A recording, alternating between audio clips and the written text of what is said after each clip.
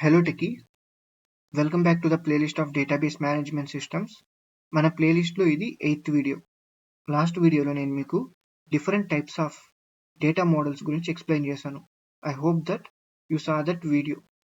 So మీరు ఆ video చూసుంటారు కాబట్టి మీకు different types of data models అంటే ఏంటో కంప్లీట్గా ఐడియా ఉంటుంది కాబట్టి now it's time to learn more about RDBMS in detail.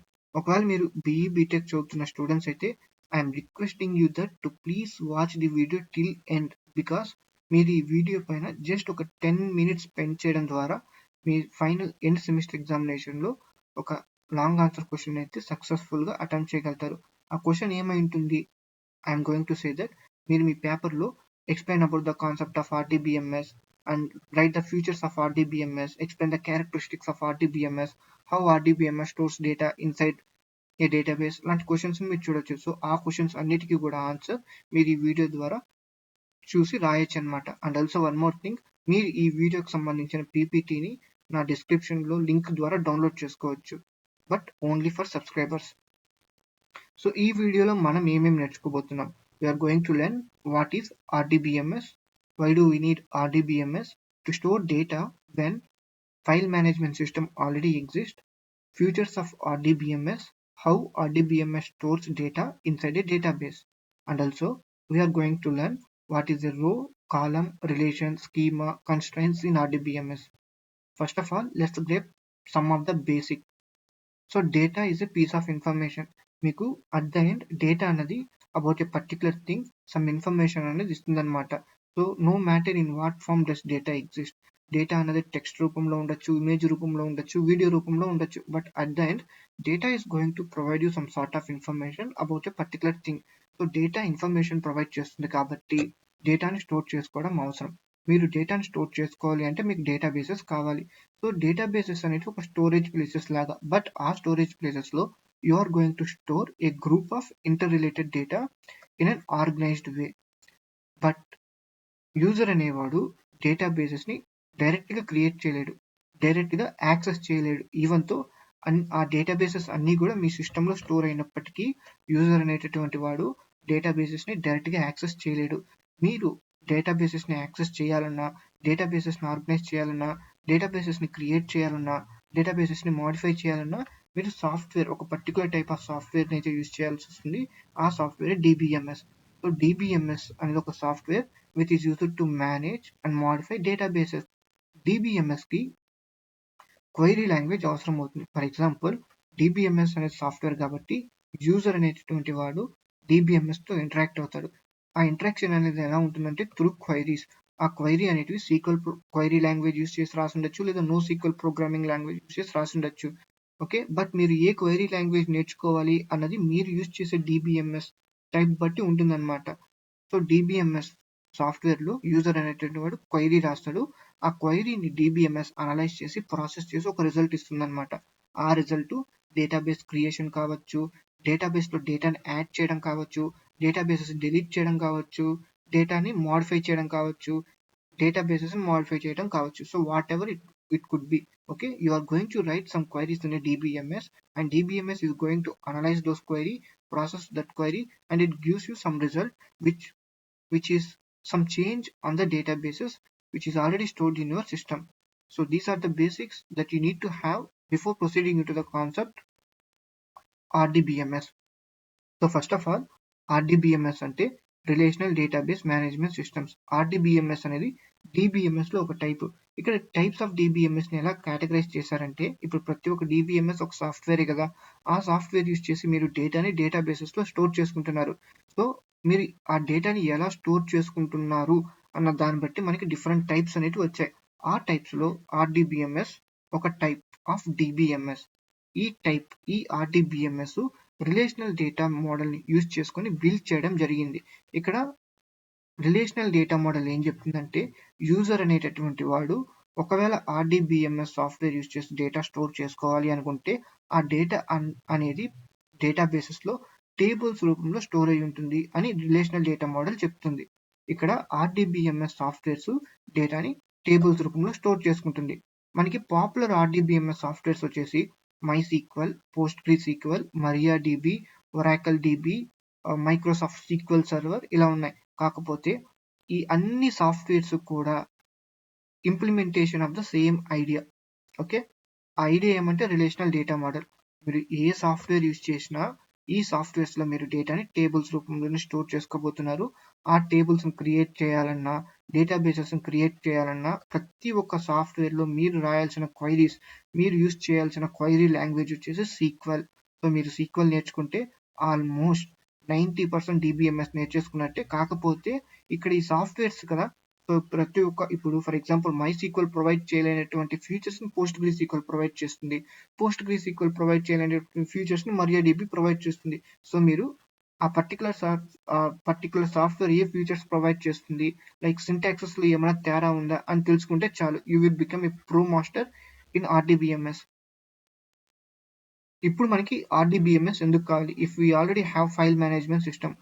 Let's suppose మనకి ఇప్పుడు ఎక్సెల్ ఉంది, పవర్ బిఐ ఉంది. ఎక్సెల్ యూస్ చేసి, పవర్ బిఐ యూస్ చేసి డేటాను క్రియేట్ చేయొచ్చు, డేటాను స్టోర్ చేసుకోవచ్చు. డేటాను ఎలా స్టోర్ చేసుకుంటాం? In the files like Excel CSV. I right or wrong? ఒకవేళ మీరు ఎక్సెల్ CSV ఫైల్స్ యూస్ చేసుకుంటే మీకు వచ్చేటటువంటి ప్రాబ్లమ్స్ ఏంటి ఇప్పుడు నేను చెప్తాను. లెట్స్ ఇమాజిన్ దట్ మీరు ఒక కంపెనీలో ఒక డేటాబేస్ అడ్మినిస్ట్రేటర్. మీ యొక్క రోల్ ఏమంటే ఆ కంపెనీకి సంబంధించిన డేటాని ఎండ్ టు ఎండ్ మేనేజ్ చేయడం. ఇప్పుడు కంపెనీ అంటే ఒక పెద్ద like it is not a simple thing.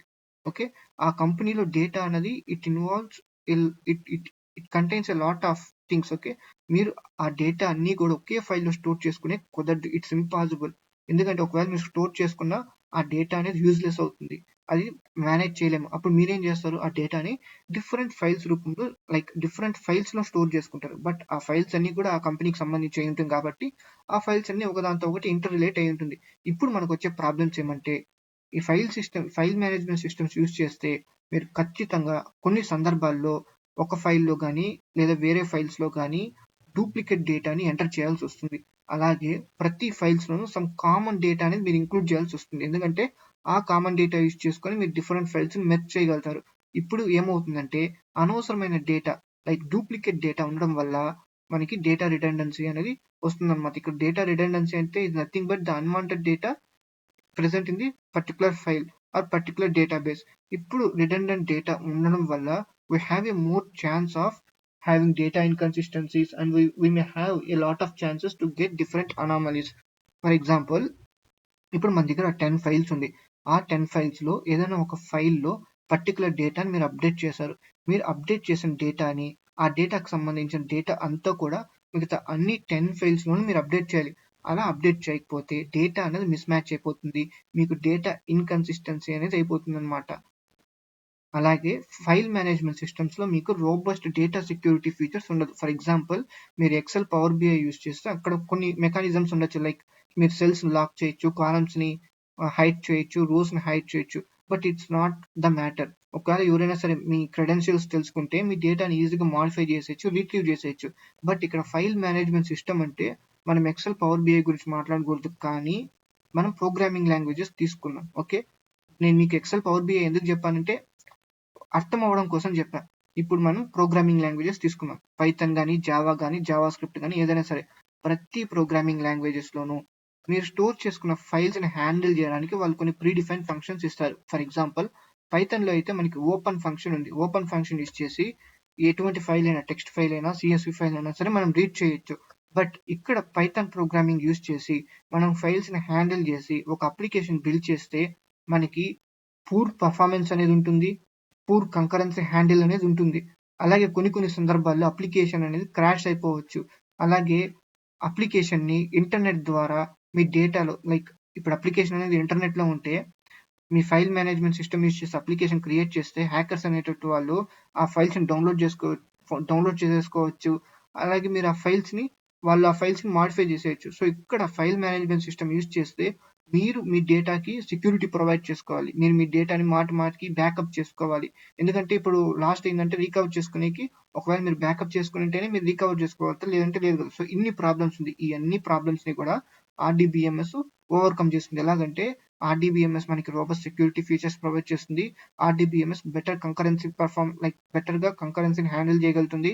అలాగే RDBMS కొన్ని పవర్ఫుల్ టెక్నిక్స్ యూస్ చేస్తాయి అనమాట, like normalization, data redundancies, like avoiding data redundancies, అలాగే ఆర్డీబీఎంఎస్ కొన్ని స్పెషలైజ్డ్ డేటా స్ట్రక్చర్స్ యూజ్ చేస్తుంది, ఇండెక్సెస్ అలాగా.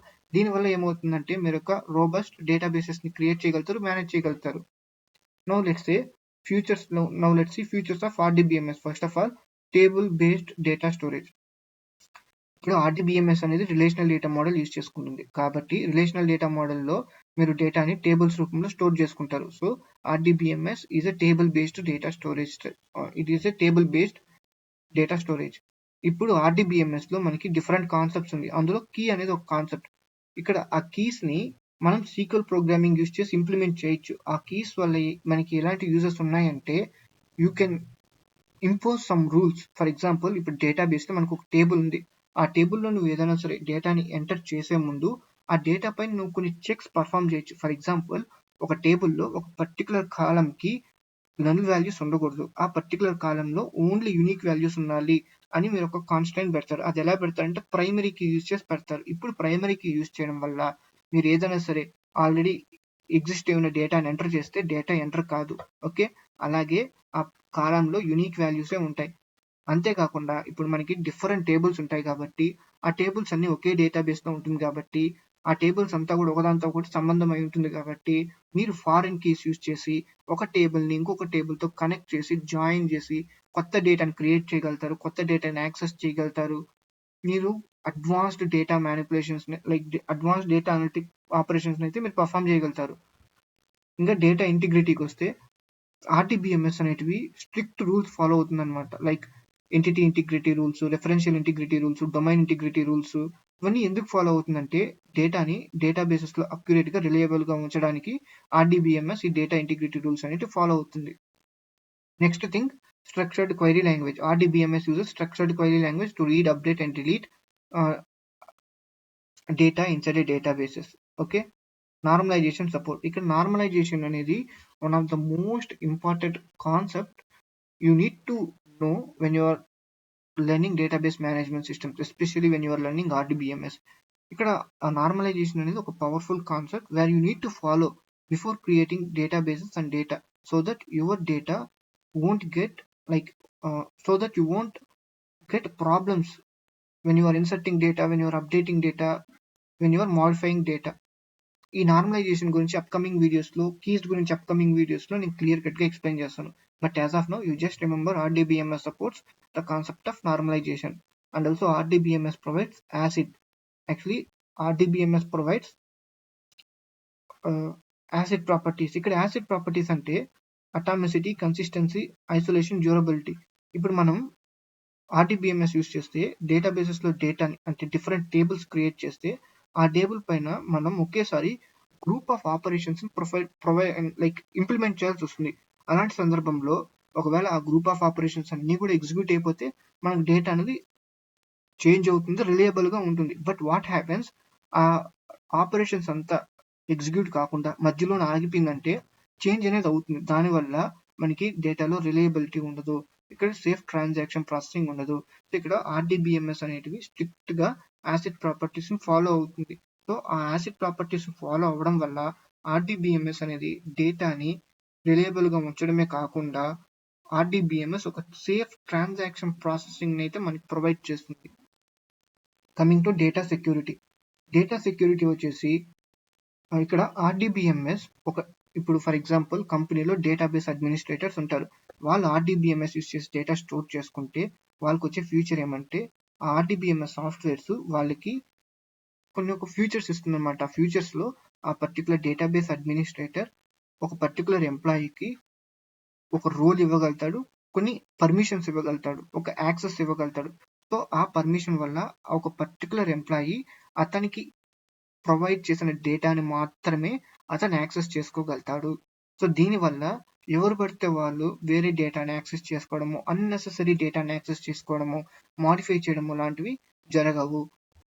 Coming to the next feature, backup and recovery. RDBMS automatic గా backup చేసుకుంటూ ఉంటుంది. సో మీరు ఎప్పుడైనా సరే సిస్టమ్ ఫెయిల్యూర్ అయినా, యాక్సిడెంటల్ గా డేటా లాస్ అయినా మీరు రికవర్ చేసుకోవచ్చు. Multi user access.